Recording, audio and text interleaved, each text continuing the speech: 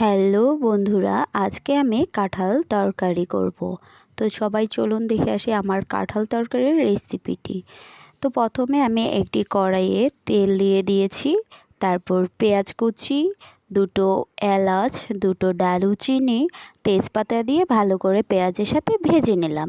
তারপরে 1 চামচ আদা বাটা, 1 চামচ রসুন বাটা, 1 চামচ গরম মশলা বাটা, 1 চামচ জিরে বাটা, সব কিছু দিয়ে ভালো করে একটু পানি দিয়ে ভেজে নিলাম যাতে মশলাটা পুড়ে না যায়। তারপর এখানে হলুদ, লবণ, মরিচের গুঁড়ো সব কিছু স্বাদ মতো দিয়ে দিলাম।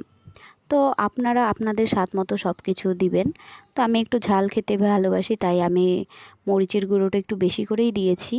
তো দেওয়ার পরে এবারে মশলাটা কষিয়ে নেওয়ার পর এখানে কাঁঠালগুলা ঢেলে দিলাম। তো এই যে দেখুন, কাঁঠালগুলো ঢেলে দেওয়ার পরে কিছুক্ষণ কষিয়ে নিলাম। কষিয়ে নেওয়ার পরে এখন পরিমাণ মতো জল দিয়ে দিলাম। তো এই যে জলটা প্রায় শুকিয়ে এসেছে। তো এবার দেখুন আমার কাঁঠাল তরকারি প্রায় হয়ে এসেছে। তো এই যে দেখুন কাঁঠাল তরকারি আমার প্রায় রেডি। তো সবাইকে ধন্যবাদ। এই বছরে আমার প্রথম কাঁঠাল তরকারি।